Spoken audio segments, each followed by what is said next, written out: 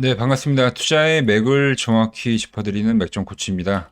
자, 현재 시간은 이제 3월 2일 월요일이고요. 저녁 7시 38분을 지나고 있습니다. 내일 시장 대응이 좀 어느 때보다 중요하기 때문에 제가 긴급하게 영상을 남겨드리는데, 자, 일단 지금 서울은 좀 보슬보슬 비가 좀 내리고 있어요. 그런데 참 희한하죠. 제가 오랜 시간 이제 시장에 있어 보니까 꼭 이렇게 이 조정에 대한 냄새가 나면 비가 오더라. 뭐 무슨 법칙 같은 건데, 날씨도 좀 구질구질하고 주말 내내 나온 전쟁 이슈 때문에 우리 투자자분들 마음이 더 심란할 것 같습니다. 자, 하지만 여러분 걱정 마십시오. 제가 오랜 시간 이제 매매를 하면서 이 수많은 고비를 다 경험을 했는데, 그 고통의 시간 끝에 얻은 결론은 딱 하나였습니다. 하나. 자, 시장의 공포는 뭐죠? 언제나 기회가 되더라. 자, 그런데 말입니다. 그 기회라는 게 모두에게 똑같이 주어지지만 어느 구간에서 그 기회를 낚아챘느냐에 따라서 기회가 되기도 하고 누군가에게는 지옥이 되기도 하더라. 그래서 오늘 이 중동 전쟁이 터졌을 때 이 과거 시장이 어떻게 움직였는지 팩트 체크를 좀 확실하게 해드리고, 특히 이 우리 기술 지금 이 자리에서 어떻게 이 대응을 해야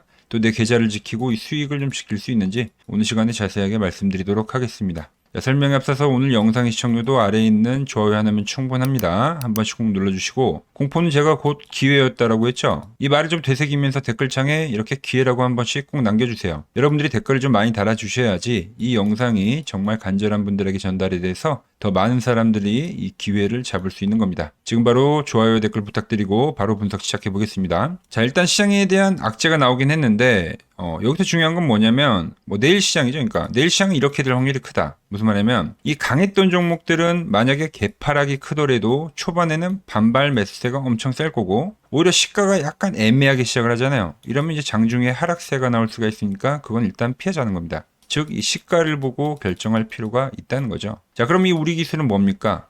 말씀드린 강세 종목이죠. 시장의 대장 중의 대장. 그렇기 때문에 시가가 개파락이 나오면 반발 매수가 셀 거예요. 그래서 지레 겁먹을 필요가 없다는 거고, 일단 장이 열리고 우리가 대응을 할 수 있는 시간은 충분히 줄 거다라는 거죠. 그래서 미리 예측 시나리오를 좀 설명을 해드리면, 지금 이 구간에서 우리 기술에 대한 이 신규 매수를 고려하시는 분들은 없을 거 아니에요. 보유자의 영역 관점에서, 그리고 제가 여러분들에게 매수를 해가자고 했던 그 기준을 가지고 좀 말씀을 드릴 건데, 자, 제가 지난 시간에 말씀드렸죠. 대응을 말씀드렸어요. 그 전략이 여전히 유효한 상황입니다. 우리 기술은 제가 이 11선에 대한 지배력을 많이 받는다고 설명을 해드렸습니다. 특히 우리가 노렸던 이 11선에서부터 지금까지 끌고 온 거기 때문에 그 기준을 그대로 가지고 가는 겁니다. 무슨 말이냐면, 자, 이제 내일이 되면은 11이동 평균선이 더 올라오는데 시가에서 이탈이 된다. 그때는 대응을 해야죠. 이탈이 안 되고 유지가 된다고 하면 일단 지켜보는 겁니다. 왜? 이 기준이 안 깨진 거니까. 이 가격적인 지지와 이평선에 대한 지지가 안 깨진 거니까. 깨지면 그런데 대응을 하자. 자, 대응을 하는 이유는 간단하죠. 일단 가격 조정이라는 게 좀 더 강하게 발생이 된다는 거고, 더 좋은 가격이 오기 때문에 대응을 하는 겁니다. 그렇다고 이 우리 기술이 그러니까 끝이 난다라는 게 아니에요. 깨진다고 해서. 위기 뒤에 기회를 생각하자는 거죠. 원래 이렇게 전쟁이 나면 뭐가 급등하죠? 유가가 급등을 합니다. 유가가. 실제로 지금 현재 호르무즈 해협을 봉쇄를 하니까 유가가 75달러까지 치솟았죠. 자, 그런데 이 유가는 이 우리 기술, 특히 이 원자력과 밀접한 관계가 있습니다. 자, 유가가 오르면 이 화력발전소에서 전기를 만드는 이 비용이 기하급수적으로 비싸집니다. 그래서 이 유가에 대한 급등은 발전 비용에 대한 상승, 전기료에 대한 압박, 그게 이제 국제 경제에 대한 타격까지도 이어지는 거죠. 자, 그런데 이 원자력은 연료비 비중이 매우 낮습니다. 그래서 유가가 2배가 올라도 이 원자력 발전 원가는 거의 변하지가 않죠. 따라서 유가가 오르면 오를수록 이 원자력에 대한 경쟁력도 압도적으로 올라간다. 자, 그러면서 또 주목을 받는 게 있죠. 뭡니까? 신재생 에너지죠. 신재생 에너지.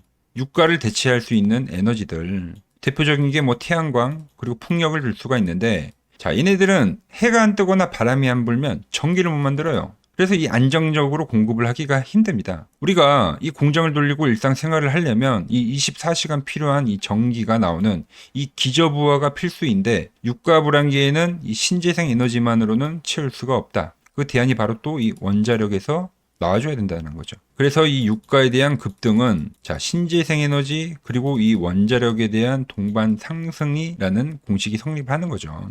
자, 여기서 이제 또 재밌는 걸 하나 보자고요. 어제 실적 공시 하나 떴습니다. 보시면은 매출액 같은 경우야 22% 증가를 했죠. 그런데 이 영업이익은 어떻게 됐어요? 적자 전환을 했습니다. 매출이 증가한 거는 긍정적인 거죠. 왜? 주력 사업 이 원전 산업이 점유율을 높여가고 있고 매출로 연결이 되는 거니까. 여기서 중요한 거는 뭐냐면은 이 영업이익이 적자로 돌아선 겁니다. 그거에 대한 이유예요, 이유.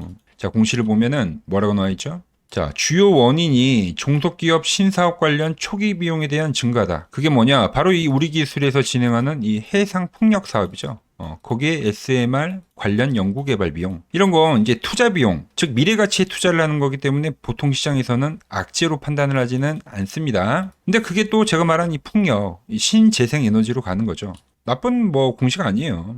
좋은 거다. 그래서 이번 조정이 발생하더라도 그 방향성이란 거 제가 말했던 이 신재생에너지이기 때문에 그 재료에 대한 큰 흐름, 그 방향성에 대한 건 변한 게 없다라는 거예요. 자, 그런데 이 큰 흐름을 유지를 하되 우리가 여기서 하나 좀 주의를 해야 될 건 분명히 있다는 겁니다. 전쟁이죠, 전쟁.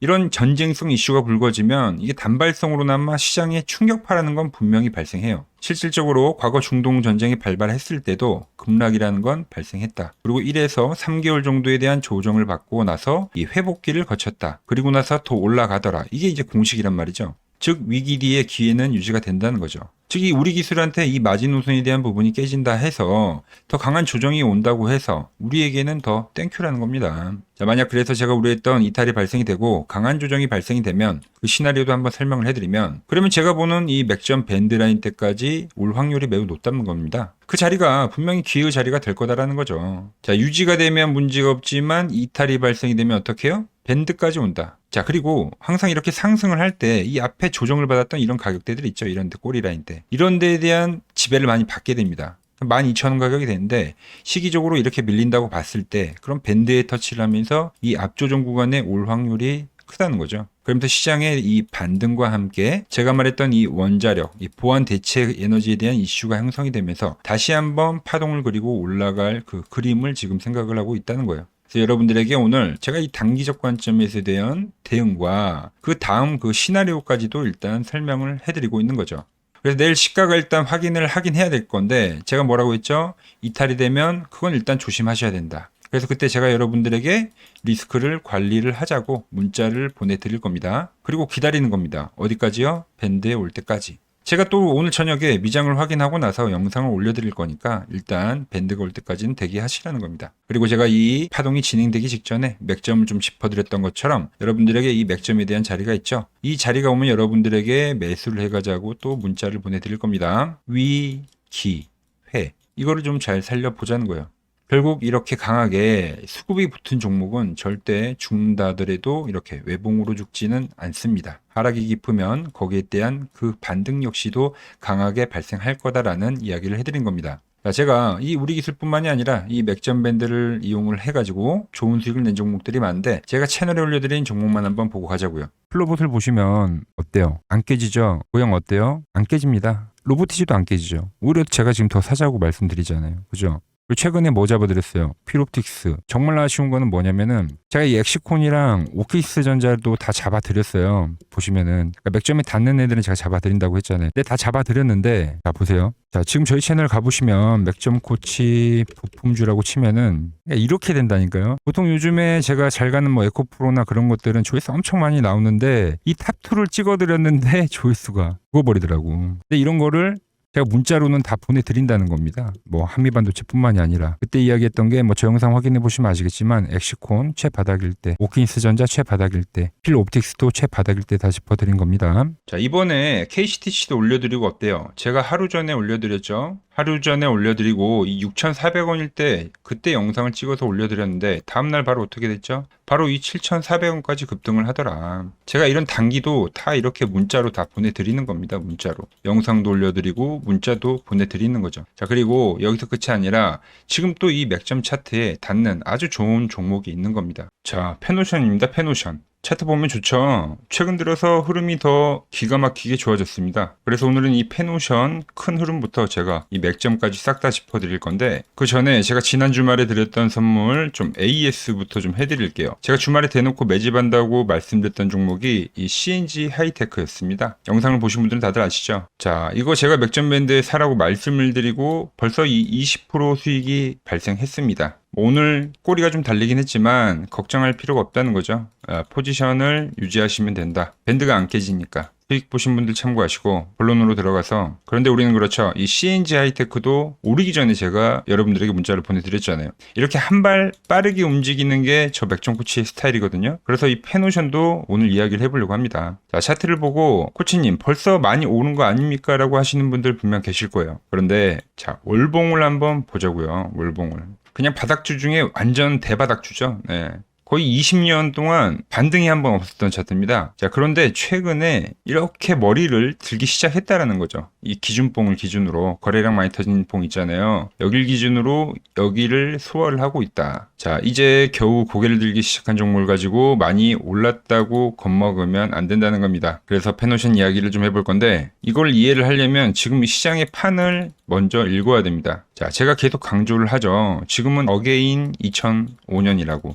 그 05년도 때 미친 폭등장 다들 기억하시죠? 근데 지금은 그때보다 더 강한 시장입니다. 강한 시장. 결국 이 시장이 과열이 되면서 결국 다 돌아가면서 움직인다는 거예요. 돌아가면서. 제가 몇 달 전부터 여러분들 귀에 못이 박히도록 말씀드릴 게 뭡니까? 인프라 간다. 그 다음 뭐예요? 지주사 간다. 그 다음 증권주 간다. 자, 최근에 밸류업 부각되면서 지주사들 폭등하고 있죠. 인프라 쪽, 건설기계 쪽, 전력 쪽 폭등하고 있죠. 증권주 어때요? 미친 듯이 가고 있잖아요. 미친 듯이. 이거를 제가 알고 있기 때문에 진짜 몇 개월을 넘게 그 똑같은 말, 86년도 시장을 이야기하면서 05년도 시장을 이야기하면서 계속 했던 겁니다. 제가 이 히든 종목으로 드렸던 종목도 삼성증권이잖아요. 8만 원대 드렸던 게 벌써 10만 원이 가 있더라. 저랑 같이 하시는 분들에게는 당연히 대장주인 키움증권 드렸죠. 키움증권. 밴드 타고 올라가잖아요. 자, 지주사 같고 증권사 같죠. 그럼 그 다음 차례가 누구냐는 겁니다. 그게 가지고 온 페노션이란 거예요. 물류 쪽 대장이죠. 물류 쪽 대장. 자, 지금은 이 글로벌 시장 자체가 이 인플레이션으로 가는 과정이라고 보시면 돼요. 환율은 계속 오르면서 똥값이 되고 있고 물가는 치솟고 있고, 그러니까 당연히 뭐가 튀어요? 원자재 값이 폭등을 하잖아요. 원자재 값이. 금이랑 은이 엄청나게 폭등을 했죠. 그리고 최근에 뭐가 올라요?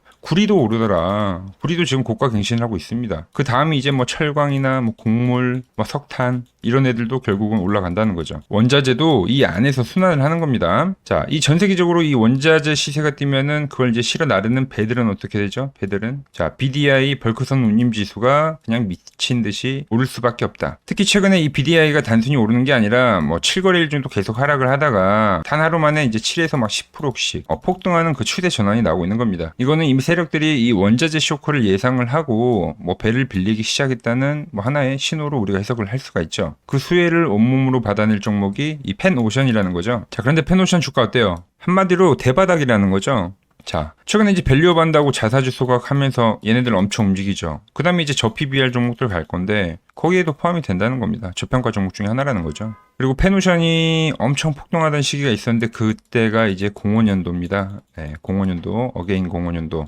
이때는 이제 중국발 산업혁명으로 갔어요. 그때는 이제 뭐 중국이 뭐 건물들 엄청 지으면서 빌딩들 엄청 지으면서 이 철광석을 싸그리 매입을 했는데 그러면서 이 물류 쪽이 수혜를 받았거든요. 근데 그 지금은 그게 좀 형태만 바뀐 거예요. 그 AI 인프라 있잖아요. 인프라. 그러니까 지역만 바뀐 거지 지금 역사가 반복이 되는 거다. 반도체 갔죠. 그래서 제가 데이터 센터 지어야 되니까 인프라 간다고 했죠. 그러니까 건설기기 움직이고 그 다음 이 재료 날리려고 하면 뭐가 필요해요? 또 물류 쪽이 간다는 거예요. 운임지수가 그때 엄청 상승하게 되는데 그때 이 페노션이 오른다는 겁니다. 자, 그러니까 지금 이 외인가 기관도 미친 듯이 사잖아요. 미친 듯이. 개인은 그냥 종일 팝니다. 외인기관 연기금에서 미친 듯이 사더라 요즘에. 현재는 이제 바닥권 탈피를 하고 지금부터는 이제 추세를 노려야 하는 국면이다. 기술적으로 봐도 이 12월 달에 한번 대량 거래량이 발생했을 때 이때도 이제 운임지수가 갑자기 급등을 해가지고 페노션이 급등을 한 겁니다. 자, 그 다음에 눌림목이 한번 나오고 나서 다시 이 V자 반등을 하고 있는 거예요. V자 반등은 호재가 있을 때만 발생되는 패턴 중에 하나죠. 자, 그리고